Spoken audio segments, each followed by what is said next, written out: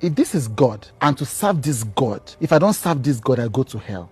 I will go to hell. You need to forgive God. First of all, it was like shock, like Yes. forgive God. And then people just started breaking down. Because for the first time, they could admit that God did them wrong.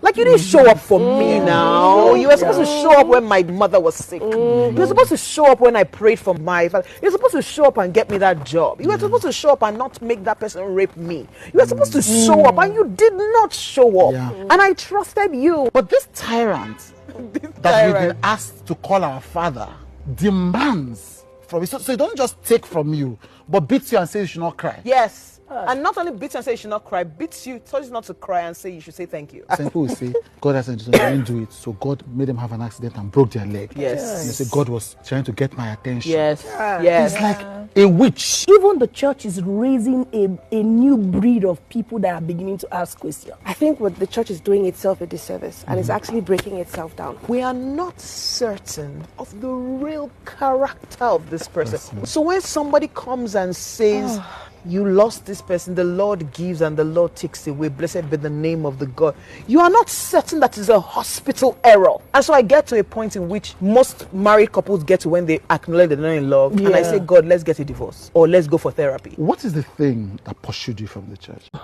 These arguments are deeply flawed, and to me they come from points of ignorance.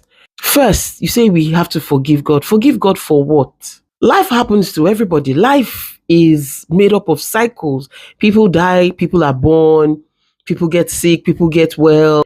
That is life happening to people. What God is offering is solace, that even when things happen, when these things happen, I will be there for you. Now, if you have gone ahead to follow pastors and revere your pastors instead of learning who God is, don't come here and start talking rubbish about God. This is pure blasphemy. Forgive God. Did God kill? When my father died of cancer, did God kill him? Did God plant cancer in him? No, genetics happened.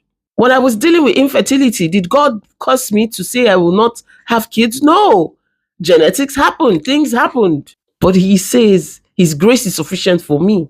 That's what God is offering. That even when life happens to you, I will help you. And then you come off and you say you don't know the true nature. How will you know the true nature of God when you're not even studying him? You rightly said that you saw that David loved God. You don't love God. Of course, you don't love him. If you love him, you will learn who he is. The same way you talk about having a lover and feeling excited, reading their text message, you learn what to do to make your lover happy. Why can't you do it with God? So you don't go that extra mile, but you come here and say we have to forgive God. Why? And then one says he's a tyrant. How? If you have experiences in life and you can't come to terms with what these experiences are and deal with them for what they are, don't come here blaming God. It is killers.